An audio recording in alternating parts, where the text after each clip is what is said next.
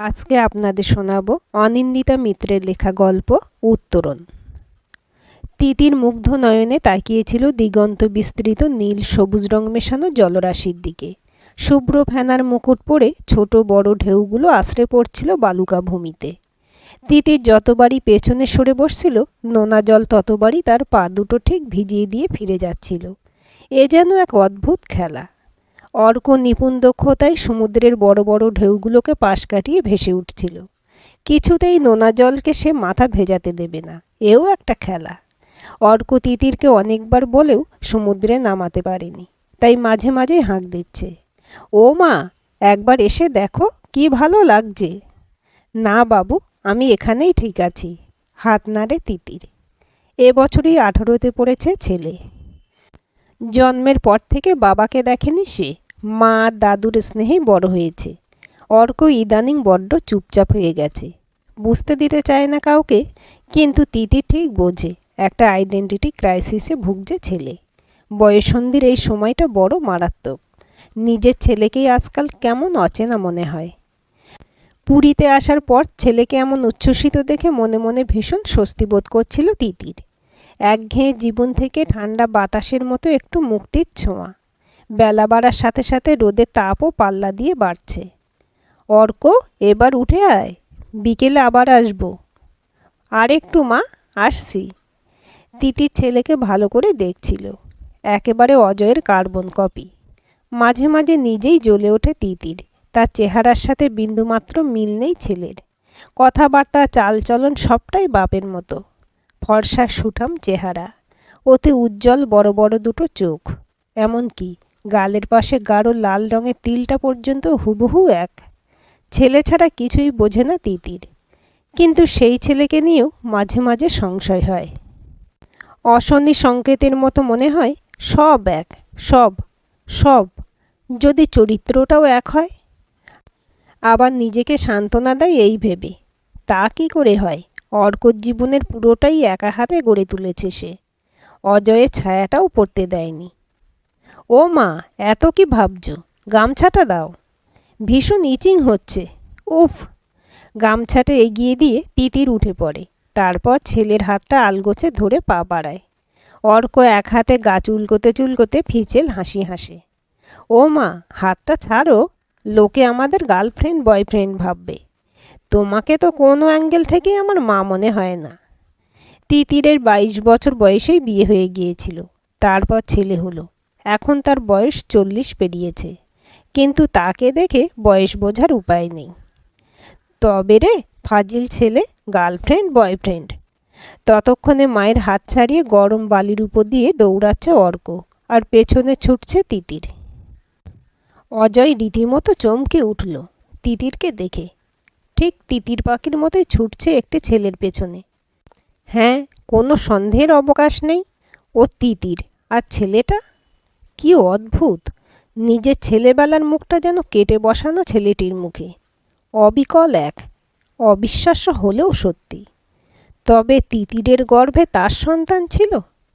অজয় নিজের চোখে বিশ্বাস করতে পারছিল না। অজয় নিজের চলার গতি বাড়ায়। বালুকা রাশি পার হয়ে বড় রাস্তায় পৌঁছে অজয় দেখল ওরা পুরী হোটেলের ঠিক পাশের গলি ধরে হাঁটছে। ছেলে মাকে এক হাত দিয়ে জড়িয়ে রেখেছে। অজয় বেশ খানিকটা দূরত্ব বজায় রেখেই হাঁটছিল। একটু দূর গিয়েই বাঁ হাতের একটা সাধারণ হোটেলে ঢুকে গেল ওরা। অজয় আর এগোয় না, ফিরে আসে নিজের বিলাসবহুল হোটেলে। বারবার ছেলের মুখটা মনে পড়ছিল। বছর 40-এর নামকরা বিজনেসম্যান অজয় চক্রবর্তী বৈভব আর প্রাচুর্যের নেশায় মত্ত হয়ে নিজের জীবনটা নিয়ে ছিনিমিনি খেলে গেছে।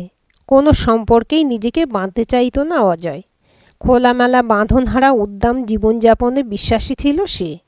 বাবা জেদ ধরেছিলেন তার পছন্দের মেয়েকে বিয়ে না করলে তিনি তাকে ত্যায্যপুত্র করবেন।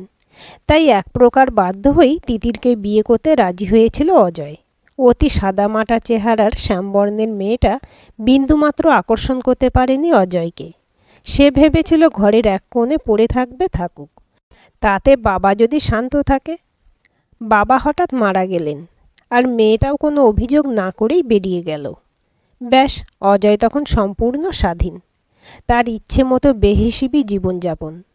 অবাধ স্বাধীনতা আর কতদিন ভালো লাগে। একটা বয়সের পর নিজেকে ভীষণ একা মনে হতো, কিন্তু বিয়ে, সংসার, বাচ্চা কোনো কিছুতেই নিজেকে আবদ্ধ করতে চাইনি। কিন্তু আজ এত বছর পর তিতিরের সাথে তার ঔরসজাত সন্তানকে দেখে হতবাক হয়ে গিয়েছে অজয়। দীর্ঘ 18 বছর পর আজ সে জানতে পারল তার একটি ছেলে আছে। অদ্ভুত একটা ভালো লাগা সম্পূর্ণ মন জুড়ে একাকিত্বের জগৎ ছেড়ে এবার যেন থিতু হতে চাইছে মন।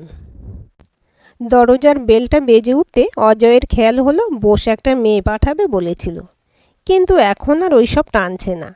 কিচ্ছু চাই না, মেয়ে মানুষ, টাকা পয়সা কিচ্ছু না, শুধু একবার বাবা ডাক শুনতে বড় ইচ্ছে করছে।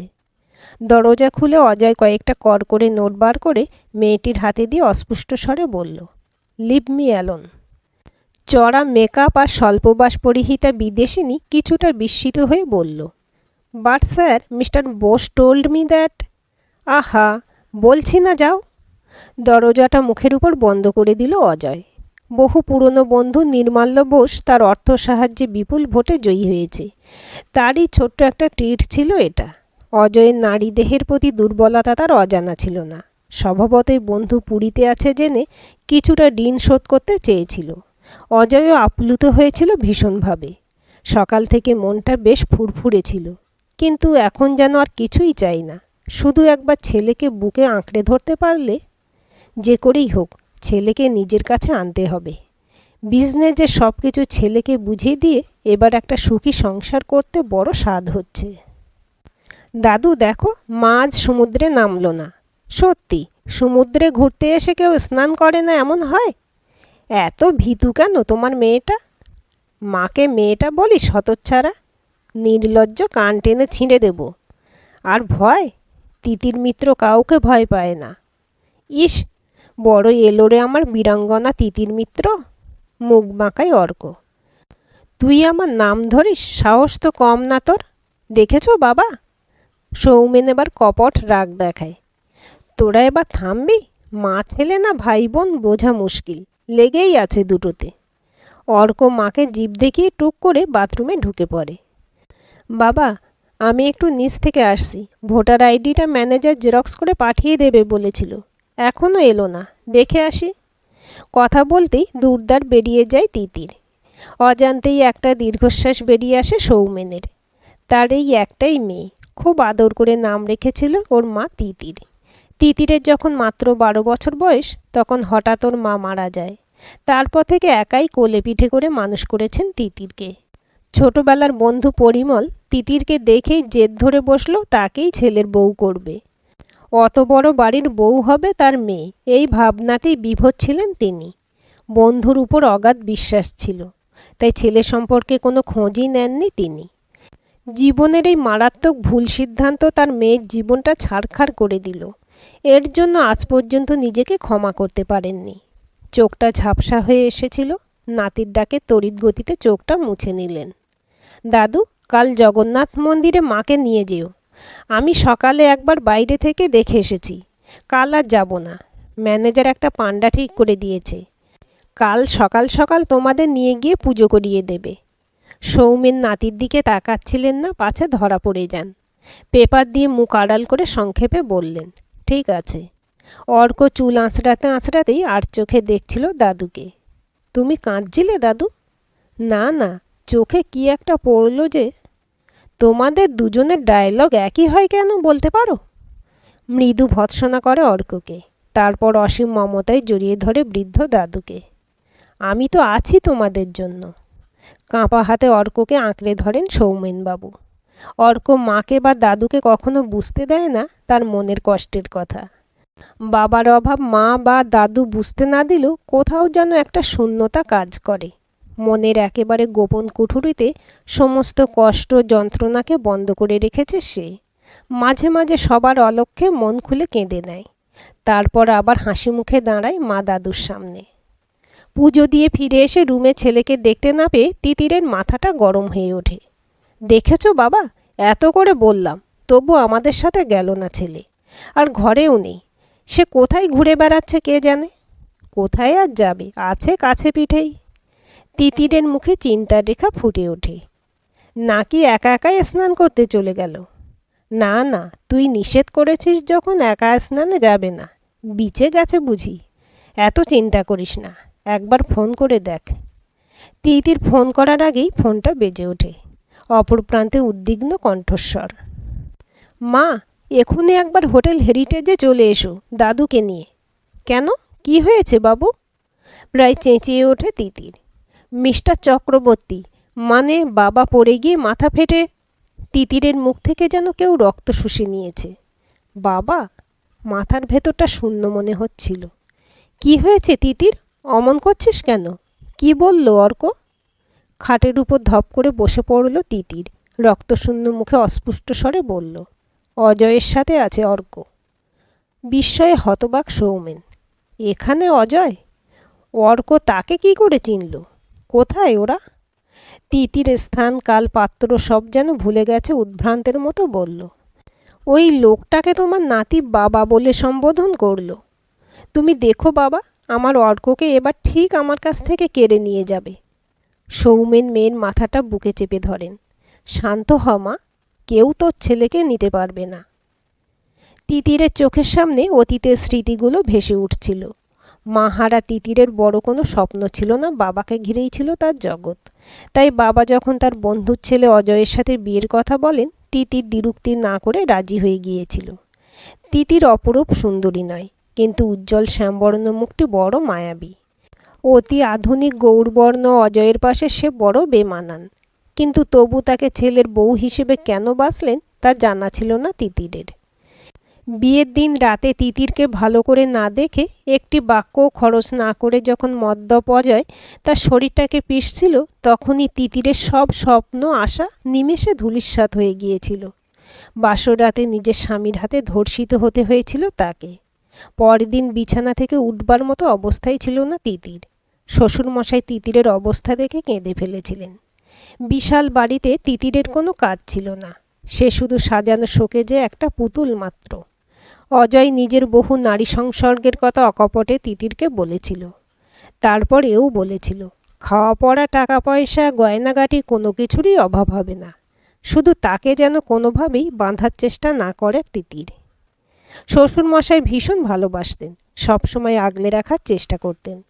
ছেলের কাজকর্মে যথেষ্ট অনুতপ্ত ছিলেন, কিন্তু তবু বারবার অনুরোধ করতেন তিতির যেন তার ভালোবাসা দিয়ে অজয়ের বাউন্ডুলে মনটাকে আয়ত্তে আনে।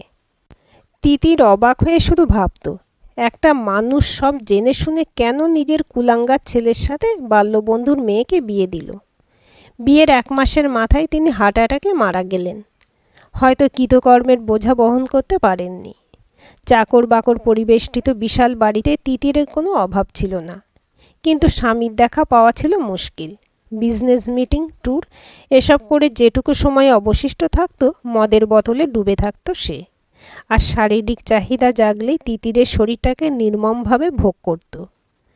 আশেপাশের লোকের কানাঘুষোতে অজয়ের চরিত্র উন্মোচিত হয়েছিল সৌমেনের কাছেও। তিতির দাঁতে দাঁত চেপে সব সহ্য করছিল। কিন্তু যেদিন অজয় তার চোখের সামনে একটি মেয়েকে ঘরে এনে বেডরুমে সিট কিনে তুলে দিল, সেদিন এক বস্ত্রে বেরিয়ে এসেছিল সে। মধ্যরাতে দরজা খুলে মেয়েকে একা দাঁড়িয়ে থাকতে দেখে হতবাক হয়ে গিয়েছিলেন সৌমেন। বাবার দিকে শূন্য দৃষ্টিতে তাকিয়েছিল তিতির। মেয়েকে আর একটি প্রশ্নও করেননি তিনি, শুধু অশ্রুসিক্ত চোখে বলেছিলেন, শাঁখা পলাটা বাইরে ফেলে দিয়ে আয়। ডিভোর্স পেতে কোনো বেগ পেতে হয়নি। কোনো খোরপোশ না নিয়ে এত সহজে তিতির জীবন থেকে বিদায় নেবে সেটা ভাবতেই পারেনি অজয়। তাই বিনা বাক্য ব্যয়ে সিগনেচার করে দিয়েছিল। তিতির জানতেও দেয়নি তার গর্ভে অজয়ের সন্তান। পুরো ঘর জুড়ে একটা অসীম নিস্তব্ধতা। তিতির সৌমেন দুজনেই থম মেরে বসে আছেন। অর্ক একটু অসহিষ্ণুতার সাথে বলে, একবার দেখতে যেতে পারতে। অবাক বিস্ময়ে ছেলের মুখের দিকে তাকাই তিতির। মাত্র কয়েক ঘন্টার ব্যবধানে ছেলের একই পরিবর্তন। দাঁতে দাঁত পিষে তিতির হিসিয়ে উঠল। মানে অসুস্থ মানুষটা একবার গেলে কি মহাভারত অশুদ্ধ হয়ে যেত।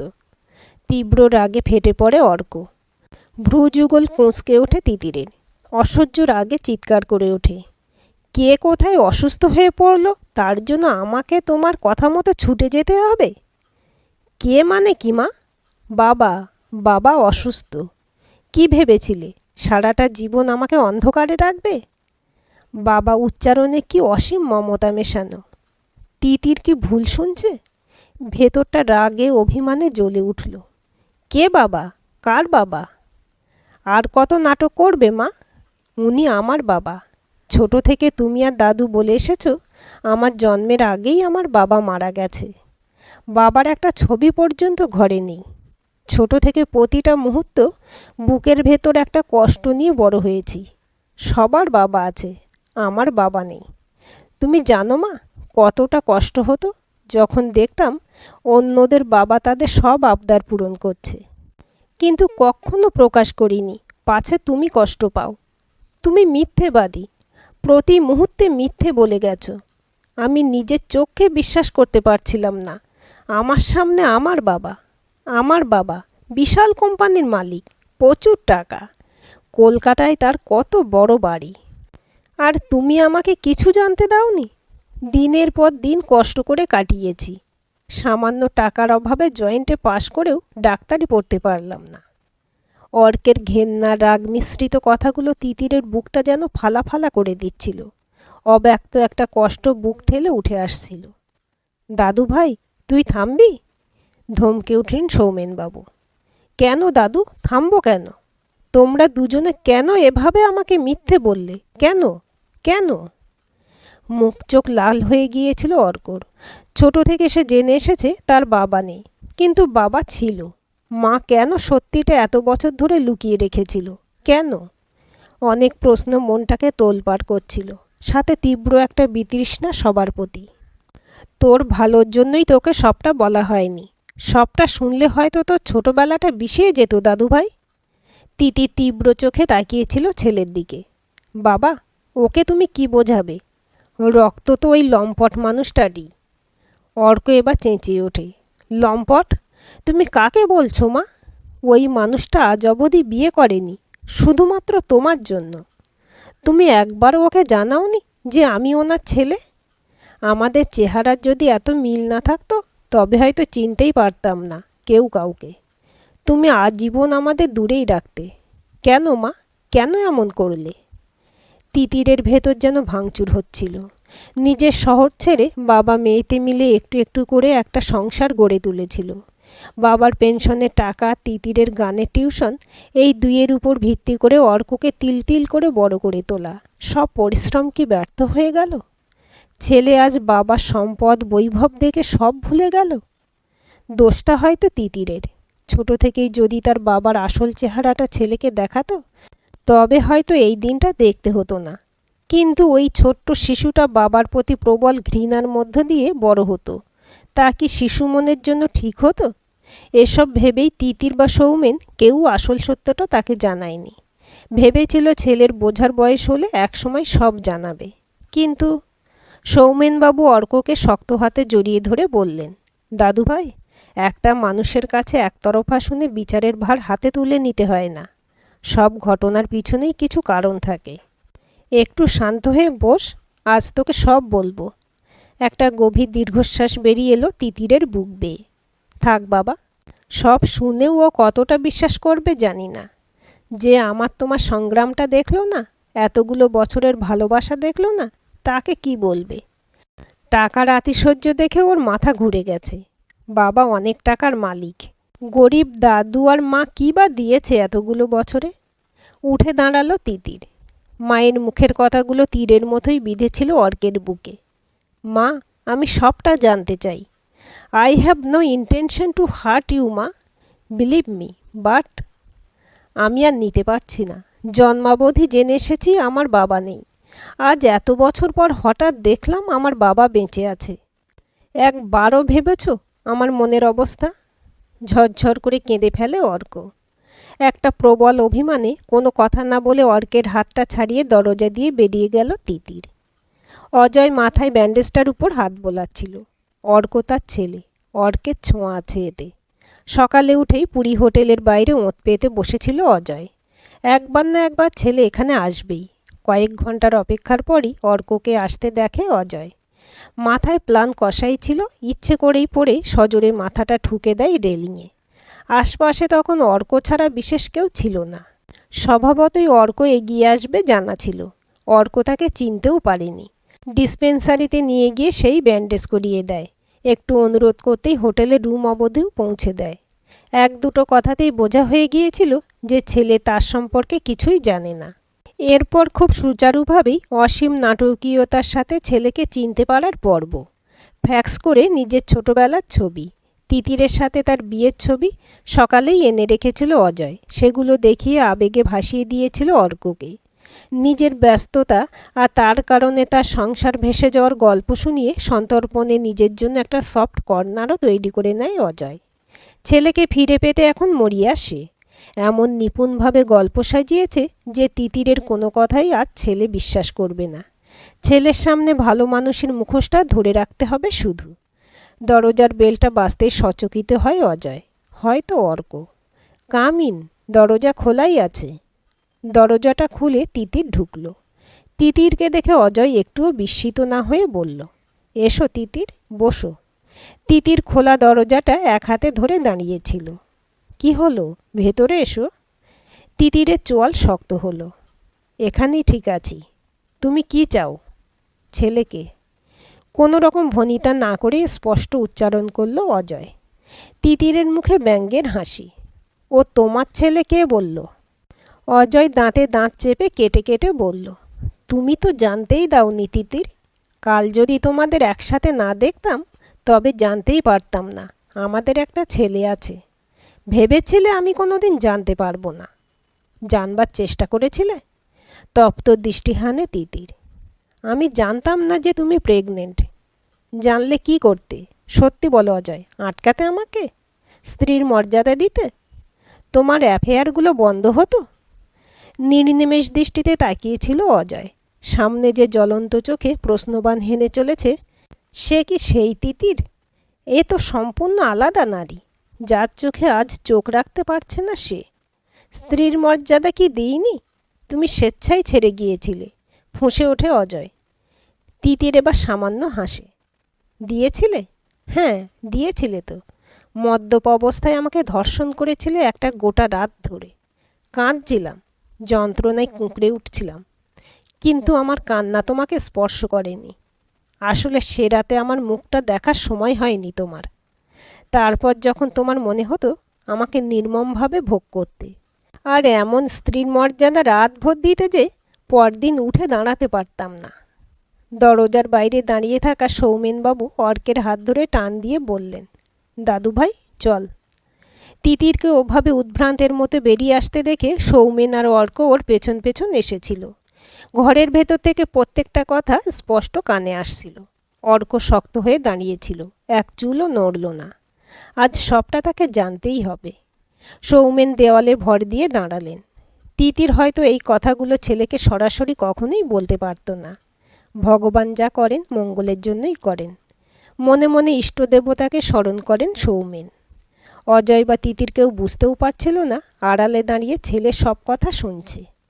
অজয়ের মুখটা পাংশু বর্ণ। নারী শরীরটাকে উপভোগ্য বস্তু ছাড়া তার কিছু মনে হয়নি কখনো। ছেলেকে যে করেই হোক চাই তার। তাই এবার অনুনয়ের সুরে বলল, আমি নিজেকে শুধরে নেব তিতির, একবার সুযোগ দাও।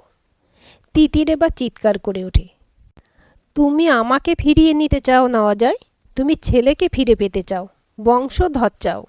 আমাকে ফিরিয়ে নিতে চাইলে এক কথায় ডিভোর্স পেপারে সাইন করে দিতে না। অজয় খড়কুটো আঁকড়ে ধরার মতো বলল, যা হওয়ার হয়েছে তিতির, সব ভুলে যাও। ছেলের ভবিষ্যতের কথা ভাবো।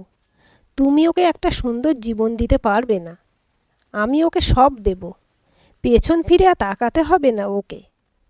তিতির এবার জোরে হেসে উঠল। হাসছো যে? জ্বলে ওঠে অজয়ের চোখ। অজয়, তোমার আকুতি দেখে সত্যিই হাসি পাচ্ছে। তোমার ভেতরের পিতৃসত্তাটা জেগে উঠেছে, তাই বুঝি এত আড়ম্বর? সত্যি করে বলো তো, যদি অর্কের মুখের আদলটা তোমার মতো না হতো, মেনে নিতে ও তোমার ছেলে?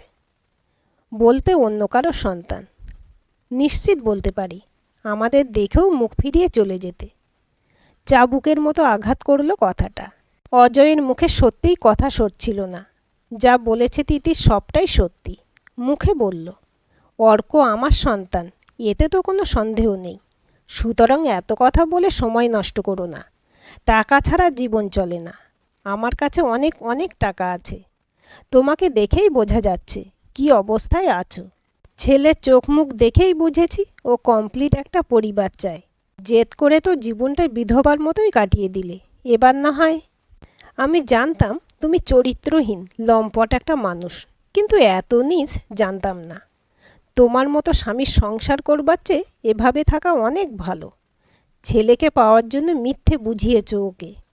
তোমার ঐশ্বর্য প্রতিপত্তির গল্প শুনিয়ে এক নিমেষেই আমার ছেলেকে পর করে দিয়েছ। অজয়ের মুখে এবার আত্মতৃপ্তির একটা হাসি ফুটে ওঠে। অর্ক তবে তার প্রতি সহানুভূতি পোষণ করে? ছেলে বড় হয়েছে, নিজের ভালো কোথায় ঠিক বুঝবে। ওকে তুমি এখন যতই বোঝাও ও বুঝবে না। ও আমার ছেলে, চক্রবর্তী বংশের রক্ত ওর শরীরে। ছেলেকে বলেছ তো যে আমার চোখের সামনে একটা মেয়েকে নিয়ে বেডরুমে ঢুকেছিলে? তাকে বলেছ তো নতুন নতুন নারী শরীর না হলে তোমার চলে না? তিতিরের মুখে আগুনের হলকা, চোখটা জ্বলে ওঠে অজয়ের। দেখো, বনেদি পরিবারে এসব খুব সাধারণ ব্যাপার। খাওয়া পড়া সবই পাচ্ছিলে, কিসের অভাব ছিল তোমার? কিন্তু নিজেই থাকতে চাওনি। শোনো, ছেলের ভবিষ্যৎ আমি তৈরি করে দেব। তুমি যদি ছেলের সাথে ফিরতে চাও ভালো, নইলে ছেলে কিন্তু তোমাকে ছেড়েই। অর্কের কথাগুলো মনে পড়ে গেল তিতিরের। চোখ থেকে এবার জল গড়িয়ে পড়ল। সে যদি আমাকে ছেড়ে যেতে চাই বাধা দেব না। সত্যি তার অনেক কিছু পাওয়ার ছিল, কিছুই পায়নি। চোখের জলটা মুছে পুনরায় শিরদাঁড়াটা সোজা করে দাঁড়ালো তিতির। বাকি রইল আমার কথা। ভগবান উপচে রূপ দেননি ঠিকই, তার পরিবর্তে আত্মসম্মানটা প্রচুর দিয়েছেন। অর্কের ভেতরে ভয়ানক তোলপাড় চলছিল। চোখ দুটো অসম্ভব জ্বালা করছিল। মাকে এতদিন সে পুরোপুরি চিনে উঠতে পারেনি। নিজে জীবনে কিছু না পেয়েও একমাত্র তার জন্য পুরো জীবনটাকে উৎসর্গ করে দিয়েছে। সেই মাকে সে আজ। দুজনকে চমকে দিয়ে ঘরে ঢুকলো অর্ক। শান্ত স্বরে বলল, মা চলো, কাল ভোরে আমাদের ট্রেন। দাদু বাইরে দাঁড়িয়ে আছে অনেকক্ষণ। তিতির ছেলের মুখের দিকে অবাক হয়ে তাকিয়েছিল। অজয় আকুল স্বরে বলে উঠল, অর্ক, আমাকে ছেড়ে যাস না। তুই আমার ছেলে অর্ক, তোর শরীরে আমার রক্ত বইছে। তিতি তোকে কিচ্ছু দিতে পারবে না, বিশ্বাস কর। আমার যা আছে সব তোর নামে করে দেব। তুই বললে এক্ষুনি উকিল ডেকে। অর্কের চোয়াল শক্ত হলো। Mind your language mister Chakraborty. Titir নয়, মিস তিতির মিত্র। আমার রক্তে আমার মায়ের ত্যাগ বইছে। ইচ্ছে তো করছে এক ঘুষিতে আপনার সব কটা দাঁত ফেলে দিই, কিন্তু আমার মায়ের শিক্ষার মান রাখলাম। ভুলেও, আই রিপিট, ভুলেও আমার আর আমার মায়ের মাঝে আসার চেষ্টা করবেন না। আমার জন্য, আমার মা আর মায়ের জন্য আমি আছি। অজয় বিছানা ছেড়ে উঠে এসেছিল, দুপা পিছিয়ে গেল। তিতির গর্বিত চোখে ছেলেকে দেখছিল। লড়াইটা আজ সম্পূর্ণতা পেল। ছেলের আদল বাবার মতো হলো, মন মানসিকতা বাবার মতো হয়নি। এতদিন ধরে যে ভয়টা কুড়ে কুড়ে খাচ্ছিল তা আজ অমূলক প্রমাণিত হলো। ছেলেকে দুহাতে আঁকড়ে ধরল তিতির। বাইরে থেকে সৌমেন ওদের পাশে এসে দাঁড়ালো। তারপর অজয়ের দিকে ঘৃণা ভরা চাহনি ছুঁড়ে দিয়ে বললেন, চল। ব্যালকনি থেকে অজয় তাকিয়ে দেখল তিনটে মানুষ পরস্পরের হাত ধরে দৃঢ়পদে এগিয়ে চলেছে। আজকের গল্পটি কেমন লাগলো কমেন্ট করে জানাবেন। ভালো লাগলে লাইক, হাইপ, শেয়ার করবেন। আর চ্যানেলটি সাবস্ক্রাইব করে বেল আইকনটি ক্লিক করে রাখতে ভুলবেন না।